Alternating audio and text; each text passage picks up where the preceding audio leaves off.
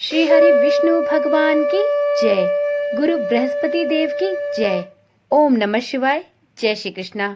आप सभी का सनातन धर्मसार चैनल पर बहुत बहुत स्वागत है। मित्रों, धार्मिक दृष्टि से गुरुवार का दिन अत्यंत महत्वपूर्ण एवं शुभ माना जाता है। इस दिन गुरु बृहस्पति देव के साथ साथ श्री हरि विष्णु की पूजा का विधान है। देवताओं के गुरु बृहस्पति देव की पूजा और श्री हरि विष्णु की पूजा करने से साधक को अक्षय फलों की प्राप्ति होती है। साथ ही इससे पितृदोष भी समाप्त होता है और कुंडली से अशुभ ग्रहों का प्रभाव भी कम होता है। गुरु बृहस्पति को ज्ञान और समृद्धि का प्रतीक माना जाता है। धार्मिक मान्यताओं के अनुसार गुरुवार का व्रत बहुत ही पुण्यदायी होता है। जो भी कोई साधक गुरुवार व्रत के सभी नियमों का पालन करते हुए गुरुवार के दिन श्री हरि विष्णु और गुरु बृहस्पति देव के निमित्त व्रत रखता है, उसे उसके जीवन में सुख समृद्धि एवं ऐश्वर्य की प्राप्ति होती है। तो आज गुरुवार के दिन हम भी सुनते हैं गुरुवार व्रत की अत्यंत पावन एवं पौराणिक कथा। तो एक बार प्रेम से बोलिए, गुरु बृहस्पति भगवान की जय। प्राचीन समय की बात है। एक राज्य में एक बड़ा प्रतापी तथा दानी राजा था। वह प्रत्येक गुरुवार को व्रत रखता एवं पूजन किया करता था। यह सभी बातें उसकी रानी को अच्छी नहीं लगती थी। न वह व्रत करती और न ही किसी को एक पैसा दान में देती। राजा को भी ऐसा करने से मना किया करती। एक समय की बात है, राजा शिकार खेलने वन को चले गए। घर पर रानी और दासी थी। उसी समय गुरु बृहस्पति साधु का रूप धारण करके भिक्षा मांगने राजा के दरवाजे पर आए। साधु ने रानी से भिक्षा मांगी तो वह कहने लगी, हे साधु महाराज, मैं इस दान और पुण्य से अब तंग आ गई हूँ। आप कोई ऐसा उपाय बताएं जिससे यह सारा धन नष्ट हो जाए और मैं आराम से रह सकूं। साधु रूपी बृहस्पति देव ने कहा, हे देवी, तुम बड़ी विचित्र हो। संतान और धन से भी क्या कोई दुखी होता है? अगर तुम्हारे पास इतना अधिक धन है तो इसे शुभ कार्यों में लगाओ, जिससे तुम्हारे दोनों लोग सुधरे। परंतु साधु की इन बातों से रानी को प्रसन्नता नहीं हुई। उसने कहा, मुझे ऐसे धन की आवश्यकता नहीं जिसे मैं दान दूं तथा जिसको संभालने में ही मेरा सारा समय नष्ट हो जाए। साधु ने कहा, यदि तुम्हारी ऐसी इच्छा है तो जैसा मैं बताता हूँ वैसा ही करना। बृहस्पतिवार के दिन तुम घर को गोबर से लीपना, अपने केशों को पीली मिट्टी से धोना, केशों को धोते समय स्नान करना, राजा से हजामत बनवाने को कहना, भोजन में मांस मंदिरा खाना, कपड़ा धोबी के हाथ धुलने डालना। इस प्रकार 7 बृहस्पतिवार करने से तुम्हारा समस्त धन नष्ट हो जाएगा। इतना कहकर साधु बने बृहस्पति देव अंतर ध्यान हो गए। साधु के कहे अनुसार सभी कार्य करते हुए रानी को केवल 3 बृहस्पतिवार ही बीते थे कि उसकी समस्त धन संपत्ति नष्ट हो गई। भोजन के लिए भी अब परिवार तरसने लगा। एक दिन राजा रानी से बोला, हे रानी, तुम यहीं रहो, मैं दूसरे देश को जाता हूँ, क्योंकि यहाँ पर सभी मुझे जानते हैं, इसलिए मैं यहाँ रहकर कोई छोटा कार्य नहीं कर सकता। ऐसा कहकर राजा परदेश चला गया। वहाँ वह जंगल से लकड़ियां काट कर लाता और शहर में बेचता। इस तरह वह अपना जीवन व्यतीत करने लगा। इधर राजा के बिना रानी और दासी दोनों ही दुखी रहने लगी। एक समय जब रानी और दासियों को 7 दिन बिना भोजन के रहना पड़ा तो रानी ने अपनी दासी से कहा, हे दासी, पास ही के नगर में मेरी बहन रहती है, वह बड़ी धनवान है, तू उसके पास जा और कुछ ले आ ताकि थोड़ा बहुत गुजर बसर हो जाए। दासी रानी की बहन के पास गई। उस दिन बृहस्पतिवार का दिन था। रानी की बहन उस समय बृहस्पतिवार की कथा सुन रही थी। दासी ने रानी की बहन को अपनी रानी का संदेश दिया, लेकिन रानी की बहन ने कोई उत्तर नहीं दिया। जब दासी को रानी की बहन से कोई उत्तर नहीं मिला तो वह बहुत दुखी हुई। उसे रानी की बहन पर क्रोध भी आया। दासी ने वापस आकर रानी को सारी बातें बताई।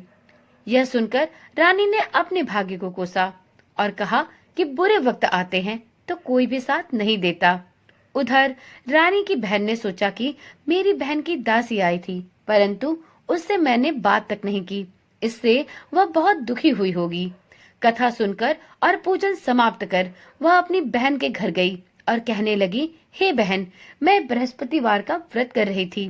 तुम्हारी दासी गई, परंतु जब तक कथा होती है तब तक न उठते हैं और न ही बोलते हैं, इसलिए मैं नहीं बोली। कहो, तुम्हारी दासी मेरे पास क्यों गई थी?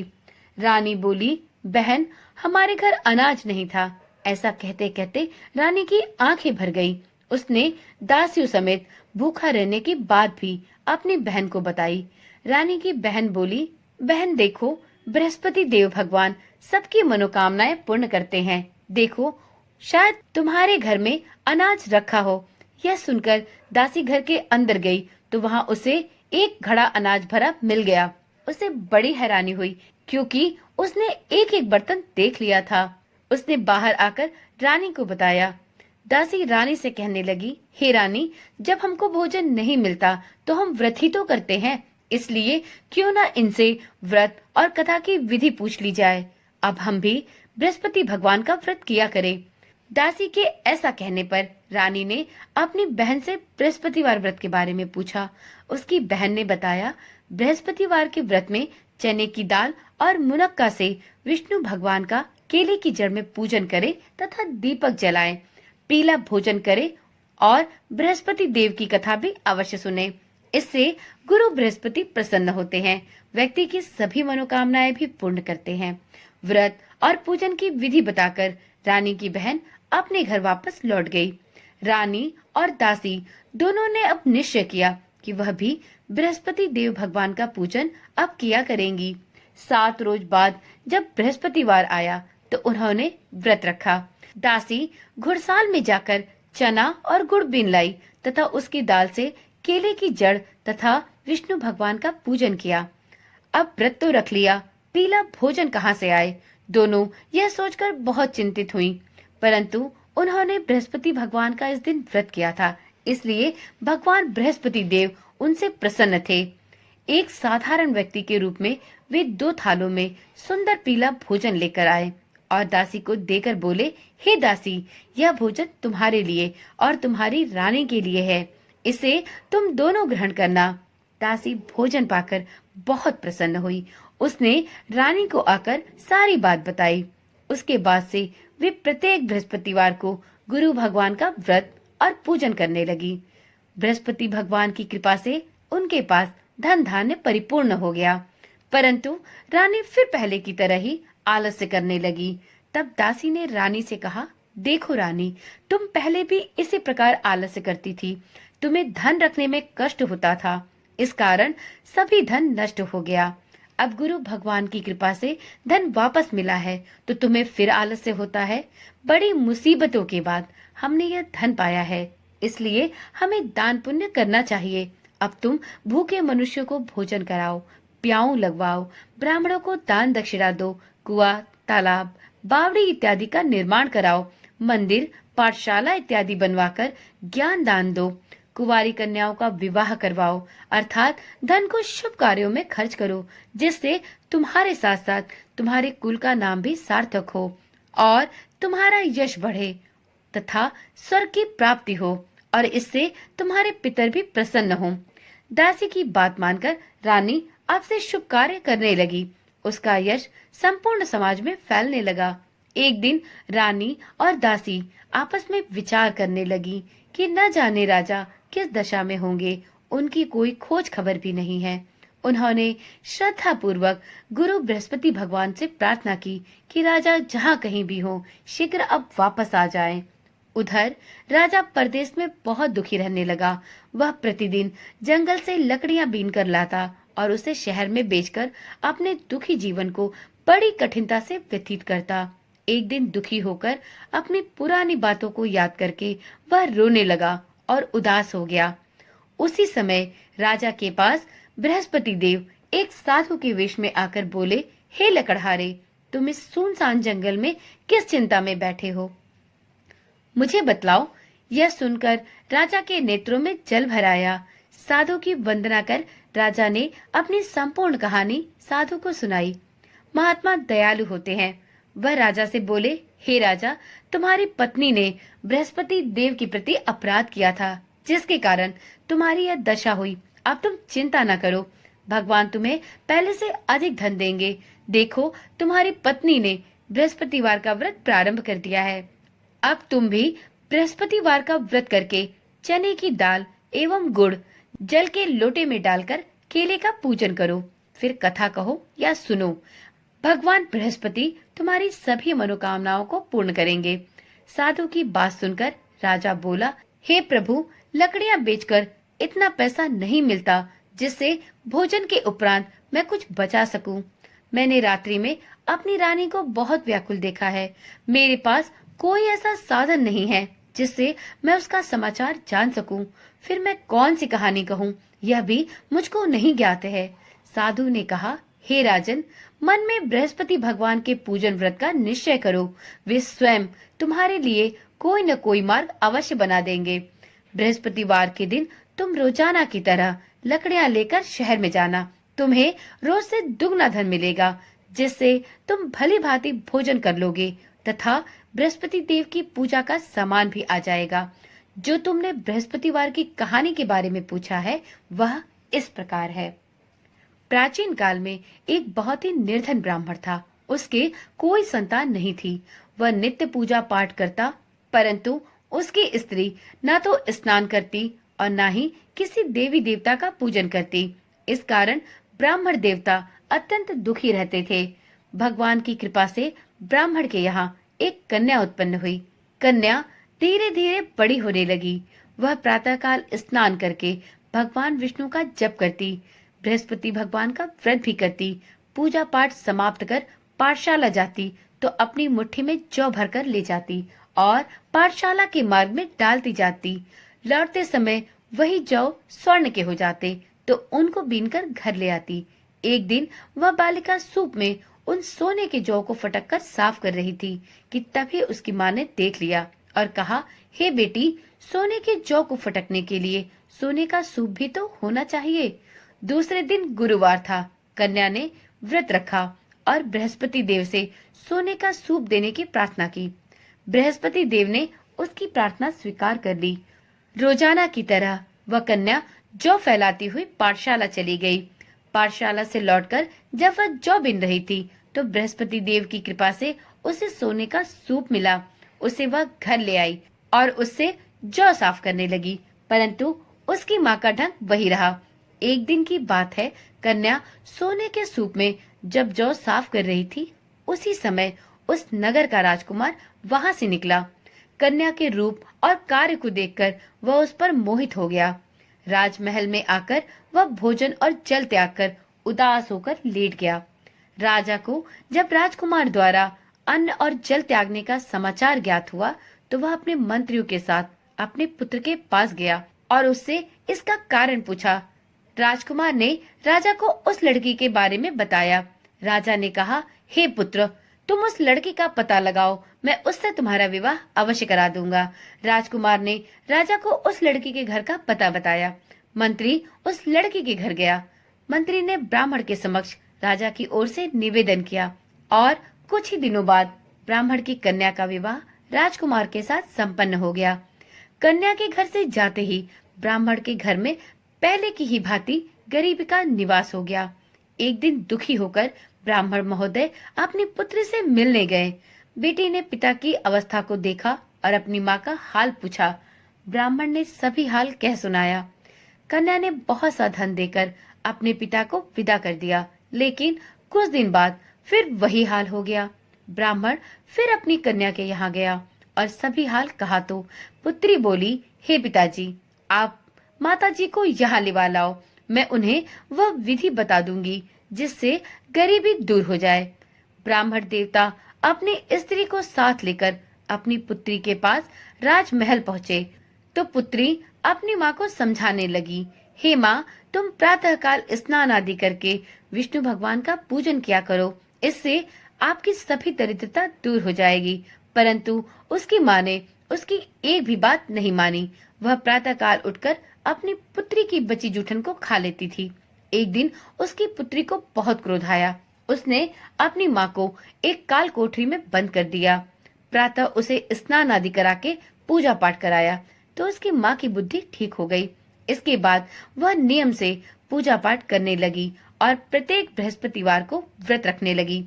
इस व्रत के प्रभाव से ब्राह्मण देवता का परिवार अब धन धान्य से परिपूर्ण हुआ और गुरु बृहस्पति भगवान की कृपा से वह ब्राह्मण दंपति इस लोक का सुख भोग कर स्वर्ग को प्राप्त हुए।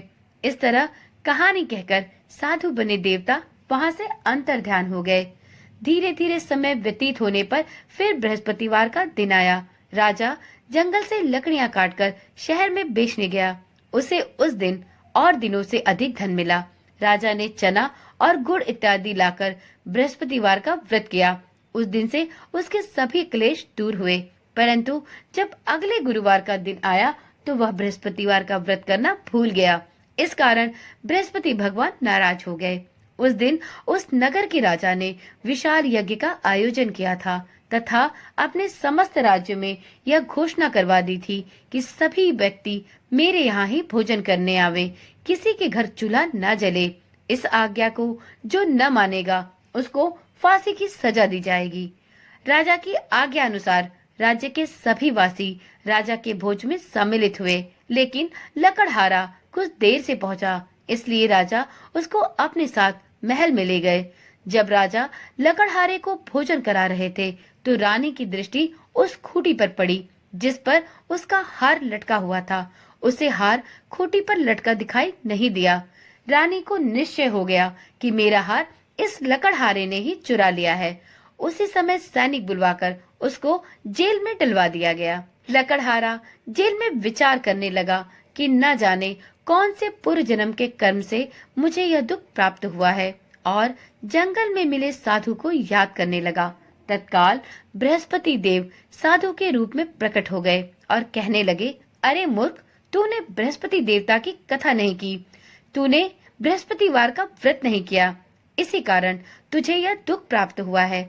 अब चिंता न कर, बृहस्पतिवार के दिन जेल खाने के दरवाजे पर तुझे 4 पैसे पड़े मिलेंगे। उनसे तू बृहस्पतिवार की पूजा करना तो तेरे सभी कष्ट दूर हो जाएंगे। अगले बृहस्पतिवार उसे जेल के द्वार पर 4 पैसे मिले। राजा ने पूजा का सामान मंगवाकर कथा कही और व्रत किया। साथ में उस दिन सभी लोगों में प्रसाद बांटा। उसी रात्रि में बृहस्पति देव ने उस नगर के राजा को स्वप्न में कहा, हे राजा, तूने जिसे जेल में बंद किया है उसे कल छोड़ देना, वह निर्दोष है। राजा प्रातः काल उठा और खूंटी पर हार टंगा देखकर लकड़हारे को बुलाकर उससे क्षमा मांगी तथा राजा को योग्य एवं सुंदर वस्त्र आभूषण भेंट कर उसे विदा किया। गुरुदेव की आज्ञा अनुसार राजा अपने नगर को चल दिया। राजा जब नगर के निकट पहुंचा तो उसे बड़ा ही आश्चर्य हुआ। नगर में पहले से अधिक बाग, तालाब और कुएं तथा बहुत सी धर्मशालाएं, मंदिर इत्यादि बने हुए थे। राजा ने पूछा कि यह किसका बाग और धर्मशाला है। तब नगर के सब लोग कहने लगे कि यह सब रानी और दासी द्वारा बनवाए गए हैं। राजा को आश्चर्य हुआ और गुस्सा भी आया कि उसकी अनुपस्थिति में रानी के पास इतना धन कहां से आया होगा। जब रानी ने यह खबर सुनी कि राजा आ रहे हैं तो उसने अपनी दासी से कहा, हे दासी, देख, राजा हमको कितनी बुरी हालत में छोड़ गए थे। वह हमारी ऐसी हालत देखकर कहीं लौट न जाएं, इसलिए तू दरवाजे पर खड़ी हो जा। रानी की आज्ञा अनुसार दासी दरवाजे पर खड़ी हो गई और जब राजा आए तो उन्हें अपने साथ महल में लिवाया गई। तब राजा ने क्रोध करके अपनी तलवार निकाली और पूछने लगा, बताओ, यह धन तुम्हें कैसे प्राप्त हुआ। तब रानी ने सारी कथा कह सुनाई। राजा ने निश्चय किया कि मैं रोजाना दिन में 3 बार कहानी कहा करूंगा और रोज व्रत किया करूंगा। अब हर समय राजा के दुपट्टे में चने की दाल बंधी रहती थी तथा दिन में 3 बार वह कथा किया करता। एक रोज राजा ने विचार किया कि चलो अपनी बहन के यहाँ हो आऊं। इस तरह का निश्चय कर राजा घोड़े पर सवार होकर अपनी बहन के यहाँ चल दिया। मार्ग में उसने देखा कि कुछ आदमी एक मुर्दे को लिए जा रहे थे। उन्हें रोककर राजा कहने लगा, अरे भाइयों, मेरी बृहस्पतिवार की कथा सुन लो। वह बोले, लो, हमारा तो आदमी मर गया है, इसको अपनी कथा की पड़ी है। परंतु उनमें से कुछ आदमी बोले, अच्छा कहो, हम तुम्हारी कथा भी सुनेंगे।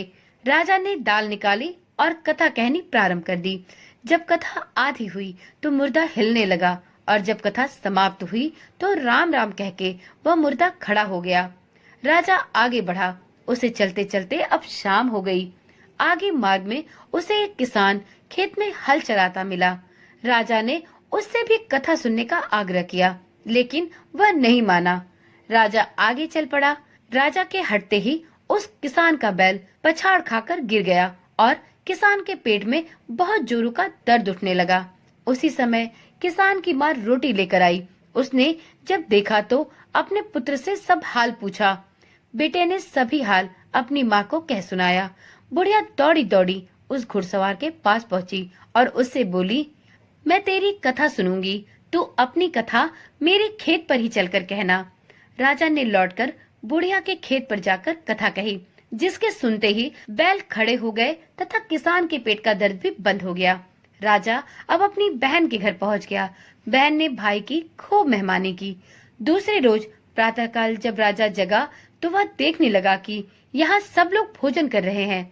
राजा ने अपनी बहन से जब पूछा, क्या ऐसा कोई मनुष्य है जिसने अब तक भोजन ना किया हो, जो मेरी बृहस्पतिवार की कथा सुन ले? बहन बोली, हे भैया, यह देश ऐसा ही है। यहाँ लोग पहले भोजन करते हैं, बाद में कोई अन्य कार्य करते हैं। फिर वह एक कुम्हार के घर गई, जिसका लड़का बीमार था। उसे मालूम हुआ कि उसके यहाँ 3 दिन से किसी ने भी भोजन नहीं किया है। रानी ने अपने भाई की कथा सुनने के लिए उस कुम्हार से कहा। वह तैयार हो गया। राजा ने जाकर बृहस्पतिवार की कथा उस कुम्हार के घर कही, जिसको सुनकर अब उसका लड़का ठीक हो गया। अब तो राजा की प्रशंसा चारों तरफ होने लगी। एक दिन राजा ने अपनी बहन से कहा, बहन, अब मैं अपने घर जाऊंगा, तुम भी तैयार हो जाओ। राजा की बहन ने अपनी सास से अपने भाई के साथ जाने की आज्ञा मांगी। सास बोली, हाँ चली जा, मगर अपने लड़कों को मत ले जाना, क्योंकि तेरे भाई के कोई संतान नहीं होती। बहन ने अपने भाई से कहा, भैया, मैं तो चलूंगी, मगर कोई बालक नहीं जाएगा। भाई ने कहा, जब बच्चे ही नहीं जाएंगे तो तू जाकर क्या करेगी? अपनी बहन को भी छोड़कर दुखी मन से राजा अपने नगर को लौट आया। राजा ने अपनी रानी से सारी कथा बताई और बिना भोजन किए उदास मन से शैया पर लेट गया। रानी बोली, हे प्रभु, बृहस्पति देव ने हमें सब कुछ दिया है, वह हमें संतान भी अवश्य देंगे। उसी रात बृहस्पति देव ने राजा को स्वप्न में कहा, हे राजन, उठ, सभी सोच त्याग दे, तेरी रानी गर्भवती है। राजा को यह जानकर अत्यंत प्रसन्नता हुई। 9वें महीने रानी के गर्भ से एक सुंदर पुत्र पैदा हुआ। तब राजा बोला, हे रानी, स्त्री बिना भोजन के रह सकती है, परंतु बिना कहे नहीं रह सकती। जब मेरी बहन आए तो तुम उससे कुछ मत कहना। रानी ने हाँ कर दी। जब राजा की बहन ने यह शुभ समाचार सुना तो वह बहुत प्रसन्न हुई और बधाई लेकर अपने भाई के यहाँ आई। रानी ने तब उसे आने का उलाहना दिया और बोली, घोड़ी चढ़ी नहीं आई, गधे चढ़ी आ गई। तो राजा की बहन बोली, भाभी, मैं इस प्रकार ना कहती तो तुम्हारे घर औलाद कैसे होती? भाभी, बृहस्पति भगवान ऐसे ही हैं, वह सभी की मनोकामनाएं पूर्ण करते हैं। तो एक बार प्रेम से बोलिए, बृहस्पति भगवान की जय, गुरु बृहस्पति देव की जय।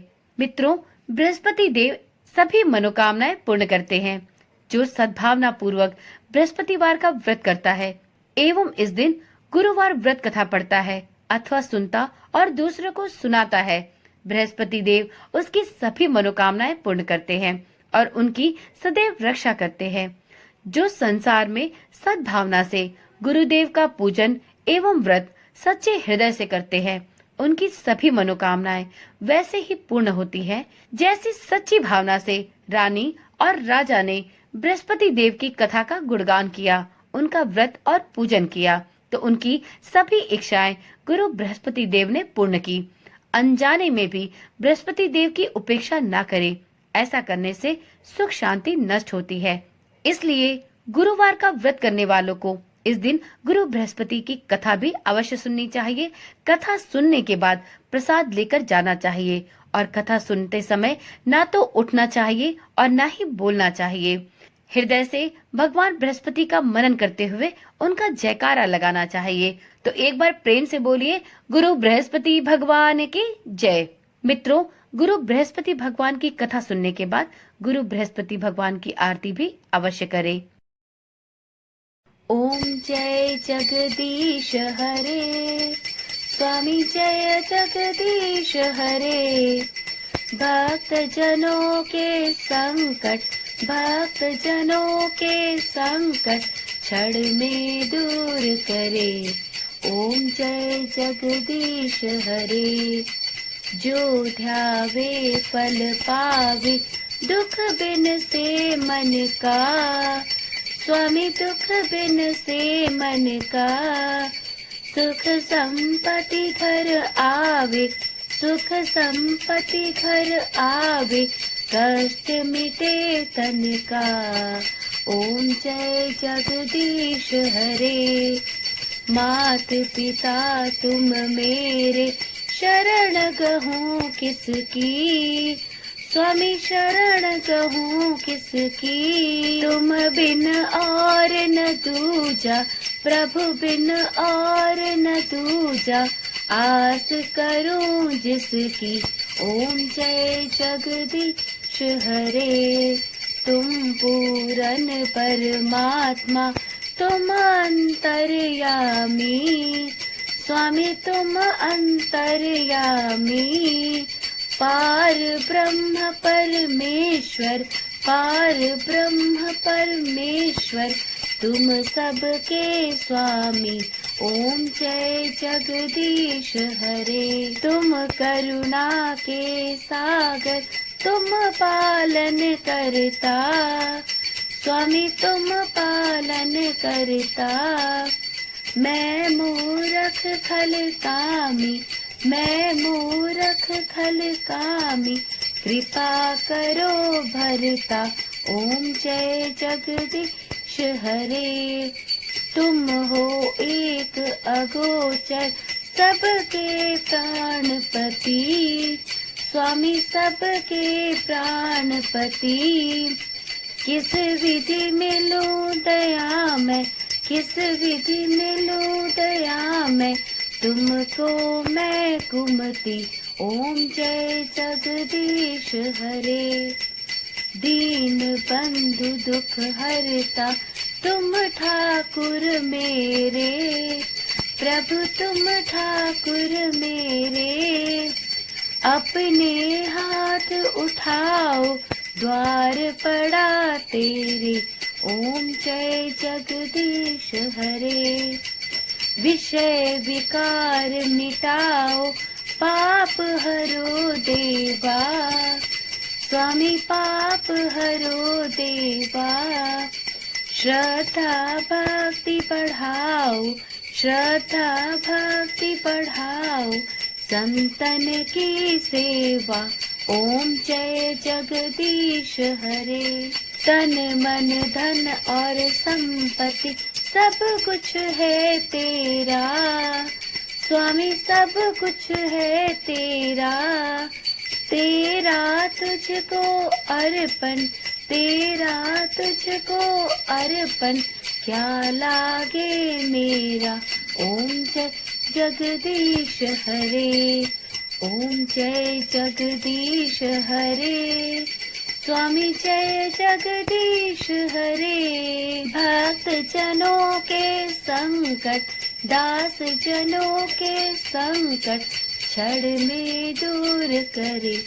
ओम जय जगदीश हरे। ओम जय जगदीश हरे। ओम जय जगदीश हरे। तो एक बार प्रेम से बोलिए, श्री हरि विष्णु भगवान की जय, माता लक्ष्मी की जय।